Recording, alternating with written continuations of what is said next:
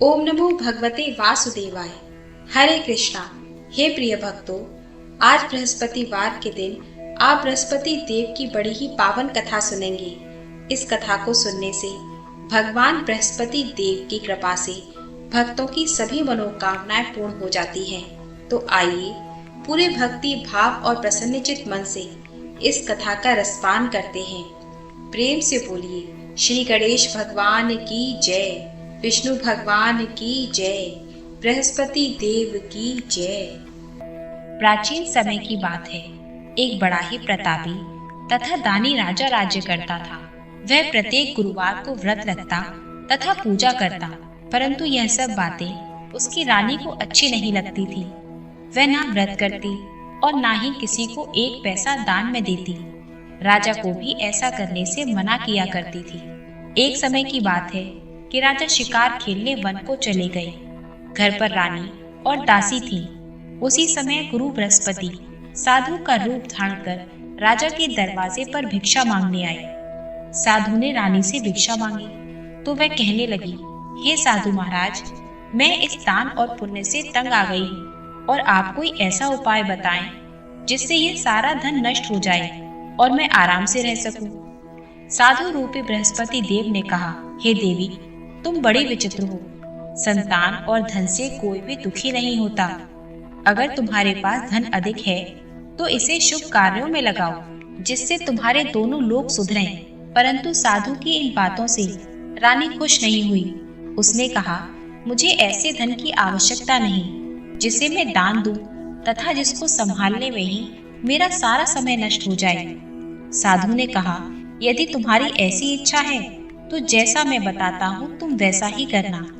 बृहस्पतिवार के दिन घर को गोबर से लीपना, अपने केशों को पीली मिट्टी से धोना, केशों को धोते समय स्नान करना, राजा से कहना हजामत बनवाए, भोजन में मांस मदिरा खाना, कपड़ा धोबी के यहाँ धुलने डालना। इस प्रकार 7 बृहस्पतिवार करने से तुम्हारा समस्त धन नष्ट हो जाएगा।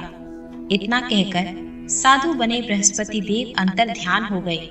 साधु के कहे अनुसार करते हुए रानी को केवल 3 बृहस्पतिवार ही बीते थे कि उसकी समस्त धन संपत्ति नष्ट हो गई। भोजन के लिए परिवार तरसने लगा। एक दिन राजा रानी से बोला, हे रानी, तुम यहीं रहो, मैं दूसरे देश को जाता हूँ, क्योंकि यहाँ पर मुझे सभी जानते हैं, इसलिए मैं कोई छोटा कार्य नहीं कर सकता। ऐसा कहकर राजा परदेश चला गया। वहाँ जाकर वह जंगल से लकड़ी काट कर लाता और शहर में बेचता। इस तरह वह अपना जीवन व्यतीत करने लगा। इधर राजा के बिना रानी और दासी दुखी रहने लगी। एक समय जब रानी और दासियों को 7 दिन बिना भोजन के रहना पड़ा तो रानी ने अपनी दासी से कहा, हे दासी, यहाँ पास के ही नगर में मेरी बहन रहती है। वह बड़ी धनवान है, तू उसके पास जा और कुछ अनाज ले आ ताकि थोड़ा बहुत गुजर बसर हो जाए। दासी रानी की बहन के पास गई। उस दिन बृहस्पतिवार का दिन था। रानी की बहन उस समय बृहस्पतिवार की कथा सुन रही थी। दासी ने रानी की बहन को अपनी रानी का संदेश दिया, लेकिन रानी की बहन ने कोई उत्तर नहीं दिया। जब दासी को रानी की बहन से कोई उत्तर नहीं मिला तो वह बहुत दुखी हुई और उसे क्रोध भी आया। दासी ने वापस आकर रानी को सारी बात बता दी। सुनकर रानी ने अपने भाग्य को कोसा। उधर रानी की बहन ने सोचा कि मेरी बहन की दासी आई थी, परंतु मैं उससे नहीं बोली, इससे वह बहुत दुखी हुई होगी। कथा सुनकर और पूजन समाप्त कर वह अपनी बहन के घर गई और कहने लगी, हे बहन, मैं बृहस्पतिवार का व्रत कर रही थी, तुम्हारी दासी गई थी, परंतु जब तक कथा होती है तब तक ना तो उठते हैं और ना ही बोलते हैं, इसलिए मैं नहीं बोली। कहो, तुम्हारी दासी क्यों गई थी? रानी बोली, हे बहन, हमारे घर अनाज नहीं था। ऐसा कहते कहते रानी की आंखें भर आईं। उसने दासियों समेत भूखा रहने की बात भी अपनी बहन को बता दी। रानी की बहन बोली, बहन देखो, बृहस्पति देव भगवान सबकी मनोकामना पूर्ण करते हैं। देखो, शायद तुम्हारे घर में अनाज रखा हो। यह सुनकर दासी घर के अंदर गई तो वहां उसे एक घड़ा अनाज का भरा मिला। उसे बड़ी हैरानी हुई क्योंकि उसने एक एक बर्तन देख लिया था। उसने बाहर आकर रानी को बताया। दासी रानी से कहने लगी, हे रानी, जब हमको भोजन नहीं मिलता तो हम व्रत ही तो करते हैं, इसलिए क्यों ना इनसे व्रत और कथा की विधि पूछ ली जाए और हम भी यह व्रत किया करेंगे। दासी के कहने पर रानी ने अपनी बहन से बृहस्पतिवार व्रत के बारे में पूछा। उसकी बहन ने बताया, बृहस्पतिवार के व्रत में चने की दाल और मुनक्का से विष्णु भगवान का केले की जड़ में पूजन करें तथा दीपक जलाएं, पीला भोजन करें तथा कथा सुनें। इससे गुरु भगवान प्रसन्न होते हैं, मनोकामना पूर्ण करते हैं। व्रत और पूजन की विधि बताकर रानी की बहन अपने घर लौट गई। रानी और दासी दोनों ने निश्चय किया कि बृहस्पति देव भगवान का पूजन जरूर करेंगी। 7 रोज बाद जब बृहस्पतिवार का दिन आया तो उन्होंने व्रत रखा। गुड़साल में जाकर चना और गुड़ बीन कर लाई तथा उसकी दाल से केले की जड़ तथा विष्णु भगवान का पूजन किया। अब पीला भोजन कहाँ से आए? दोनों बड़ी दुखी हुई, परंतु उन्होंने व्रत किया था, इसलिए बृहस्पति भगवान प्रसन्न थे। एक साधारण व्यक्ति के रूप में वे 2 थालों में सुंदर पीला भोजन लेकर आए और दासी को देकर बोले, हे दासी, यह भोजन तुम्हारे लिए और तुम्हारी रानी के लिए है, इसे तुम दोनों ग्रहण करना। दासी भोजन पाकर बहुत प्रसन्न हुई। उसने रानी को सारी बात बताई। उसके बाद से वे प्रत्येक बृहस्पतिवार को गुरु भगवान का व्रत और पूजन करने लगी। बृहस्पति भगवान की कृपा से उनके पास धन हो गया, परंतु रानी फिर पहले की तरह आलस करने लगी। तब दासी बोली, देखो रानी, तुम पहले भी इस प्रकार आलस करती थी, तुम्हें धन रखने में कष्ट होता था, इस कारण सभी धन नष्ट हो गया।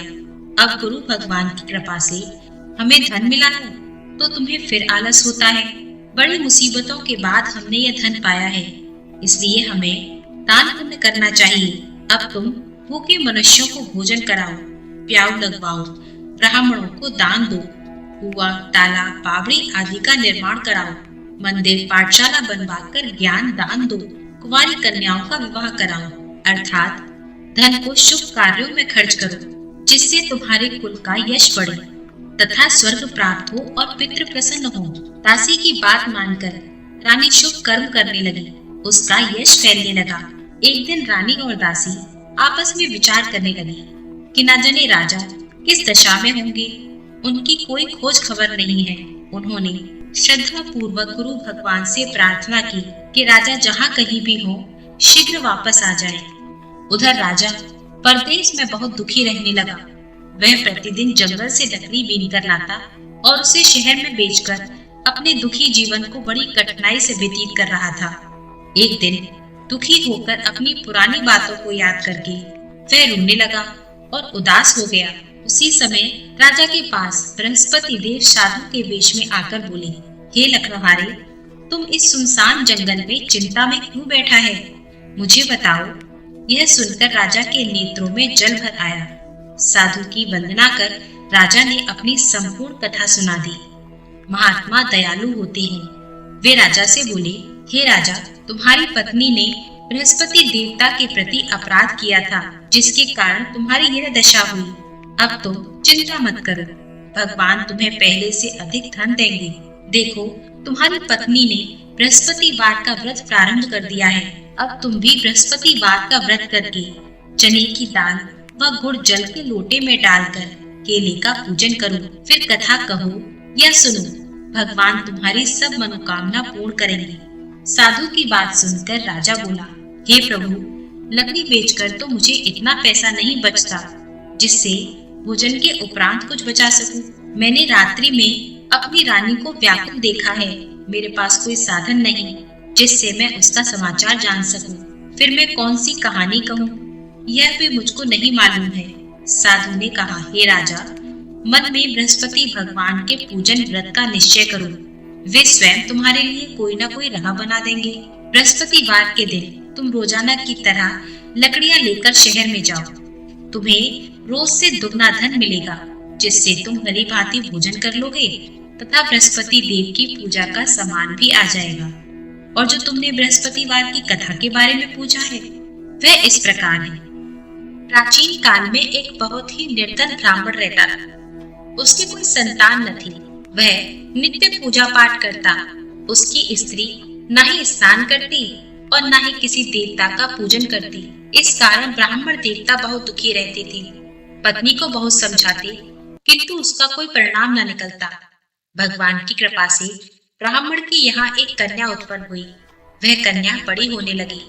प्रातः स्नान करके भगवान विष्णु का जप करती और बृहस्पतिवार का व्रत भी करने लगी। पूजा पाठ समाप्त कर पाठशाला जाती तो अपनी मुट्ठी में जौ भरकर ले जाती और पाठशाला के मार्ग में डालती जाती। लौटते समय वही जौ स्वर्ण के हो जाते तो उनको बीनकर घर ले आती। एक दिन वह बालिका सूप में सोने के जौ को फटक कर साफ कर रही थी कि तभी उसकी माँ ने उसे देख लिया और कहा, हे बेटी, सोने के जौ साफ करने के लिए सोने का सूप होना चाहिए। दूसरे दिन गुरुवार था। कन्या ने व्रत रखा और बृहस्पति देव से सोने का सूप देने की प्रार्थना की। बृहस्पति देव ने उसकी प्रार्थना स्वीकार कर ली। रोजाना की तरह वह कन्या जौ फैलाती हुई पाठशाला चली गई। पाठशाला से लौटकर जब वह जौ बीन रही थी तो बृहस्पति देव की कृपा से उसे सोने का सूप मिला। उसे वह घर ले आई और उससे जौ साफ करने लगी, परंतु उसकी माँ का वही ढंग रहा। एक दिन की बात है कि कन्या सोने के सूप में जौ साफ कर रही थी कि उसी समय उस नगर का राजकुमार वहां से होकर निकला। कन्या के रूप और कार्य को देखकर वह उस कन्या पर मोहित हो गया। राजमहल आकर भोजन तथा जल त्याग कर उदास होकर लेट गया। राजा को जब राजकुमार द्वारा अन्न जल त्यागने का समाचार ज्ञात हुआ तो राजा मंत्रियों के साथ अपने पुत्र के पास गया और कारण पूछा। राजकुमार ने राजा को सारी बात बता दी। राजकुमार ने राजा को उस लड़की के घर का पता भी बता दिया। मंत्री उस लड़की के घर गया। मंत्री ने ब्राह्मण के समक्ष राजा की ओर से निवेदन किया कि कुछ ही दिनों के बाद ब्राह्मण की कन्या का विवाह राजकुमार के साथ संपन्न कर दिया जाए। ब्राह्मण इस बात के लिए राजी हो गया। कन्या के घर से जाते ही ब्राह्मण के घर में पहले की भांति गरीबी का निवास हो गया। एक दिन दुखी होकर ब्राह्मण अपनी पुत्री से मिलने गए।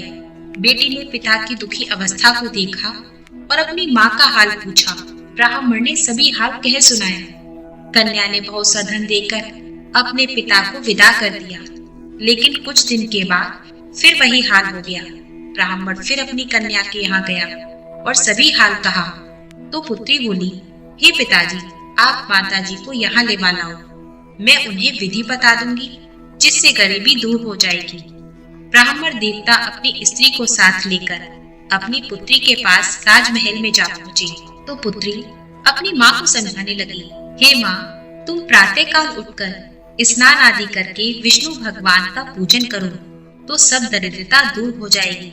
परंतु उसकी माँ ने उसकी एक बात भी नहीं मानी। वह प्रातःकाल उठकर अपनी पुत्री का बचा हुआ झूठन खा लेती। एक दिन उसकी पुत्री को बहुत गुस्सा आया। उसने अपनी माँ को एक कोठरी में बंद कर दिया। प्रातः उसे स्नान आदि करा के पूजा पाठ करवाया तो उसकी माँ की बुद्धि ठीक हो गई। इसके बाद वह नियम से पूजा पाठ करने लगी और प्रत्येक बृहस्पतिवार को व्रत भी करने लगी। इस व्रत के प्रभाव से मृत्यु के बाद वह स्वर्ग हो गई और ब्राह्मण भी सुख पूर्वक इस लोक का सुख भोगकर स्वर्ग को प्राप्त हुआ। इस तरह कहानी कहकर साधु बने बृहस्पति देव वहां से आलोप हो गए। धीरे धीरे समय व्यतीत होने पर फिर बृहस्पतिवार का दिन आया। राजा जंगल से लकड़ी काटकर किसी भी शहर में बेचने गया। उसे उस दिन और दिनों से अधिक धन मिला। राजा ने चना गुड़ आदि लाकर बृहस्पतिवार का व्रत किया। उस दिन से उसके सभी कलेश दूर हुए। परंतु जब अगला गुरुवार का दिन आया तो वह बृहस्पतिवार का व्रत करना भूल गया। इस कारण बृहस्पति भगवान नाराज हो गए। उस दिन उस नगर के राजा ने विशाल यज्ञ का आयोजन किया तथा अपने समस्त राज्य में घोषणा करवा दी कि सभी मेरे यहाँ भोजन करने आवे, किसी के घर चूल्हा न जले। इस आज्ञा को जो ना मानेगा उसको फांसी की सजा दी जाएगी। राजा की आज्ञा के अनुसार राज्य के सभी वासी राजा के भोज में सम्मिलित हुए, लेकिन नकड़हारा कुछ देर से पहुंचा। इसलिए राजा उसको अपने साथ महल में ले गए। जब राजा लकड़हारे को भोजन करा रहे थे तो रानी की दृष्टि उस खूंटी पर पड़ी जिस पर उसका हार लटका हुआ था। उसे हार खूंटी पर लटका दिखाई नहीं दिया। रानी को निश्चय हो गया कि मेरा हार इसी लकड़हारे ने चुराया है। रानी ने उसी समय सैनिकों को बुलवाकर राजा को जेल में डलवा दिया। लकड़हारा जब जेल में गया तो विचार करने लगा कि न जाने कौन से पूर्व जन्म के कर्म से मुझे यह दुख प्राप्त हुआ है, और जंगल में मिले साधु को याद करने लगा। उसी समय बृहस्पति देव साधु के वेश में प्रकट होकर कहने लगे, अरे मूर्ख, तूने बृहस्पति देवता की कथा नहीं की, इसी कारण तुझे यह दुख प्राप्त हुआ है। अब तू चिंता मत कर, बृहस्पतिवार के दिन जेल खाने के द्वार पर 4 पैसे पड़े मिलेंगे, उनसे तू बृहस्पतिवार की पूजा करना तो तेरे सभी कष्ट दूर हो जाएंगे। अगले बृहस्पतिवार को उसे जेल के द्वार पर 4 पैसे मिले। राजा ने पूजा का सामान मंगवाकर कथा कही और प्रसाद बांटा। उसी रात्रि में बृहस्पति देव ने उस नगर के राजा को स्वप्न में कहा, हे राजा, तूने जिसे जेल में बंद कर दिया है उसे कल छोड़ देना, वह निर्दोष है।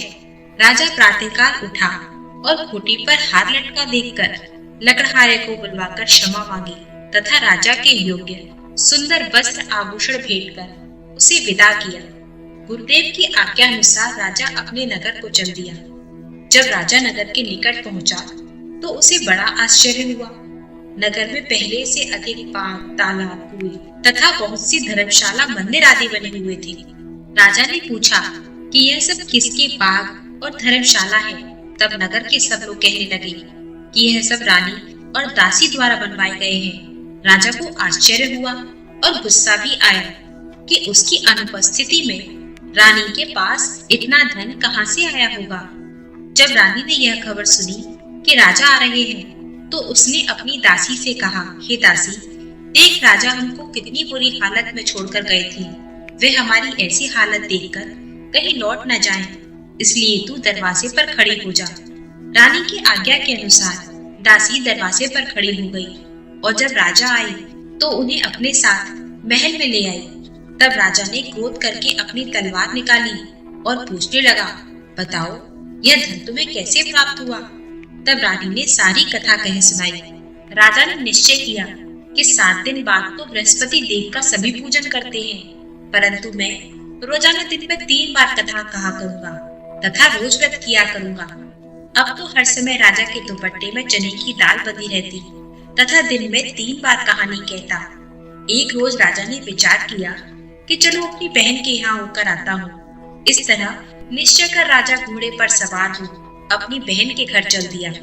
मार्ग में उसने देखा कि कुछ आदमी मूर्ति को लिए जा रहे हैं। उन्हें रोककर वह कहने लगा, अरे भैया, मेरी बृहस्पतिवार की कथा सुन लो। वे बोले, लो हमारा तो आदमी मर गया है, इसको अपनी कथा की पड़ी है।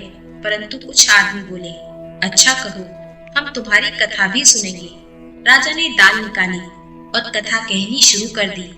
जब कथा आधी हुई तो मुर्दा हिलने लगा और जब कथा समाप्त हो गई तो राम राम कहकर वह मुर्दा खड़ा हो गया। राजा आगे बढ़ा, उसे चलते चलते शाम हो गई। आगे मार्ग में उसे एक किसान खेत में हल चलाता मिला। राजा ने उससे कहा, सुनो भैया, मेरी बृहस्पतिवार की कथा सुन लो। लेकिन वह नहीं माना। राजा आगे चलने लगा। राजा के हटते ही बैल पछाड़ खाकर गिर गई तथा किसान के पेट में बहुत तेज दर्द होने लगा। उसी समय किसान की माँ रोटी लेकर आई। उसने जब ये देखा तो अपने पुत्र से सभी हाल पूछा। बेटे ने सभी हाल कह सुनाया।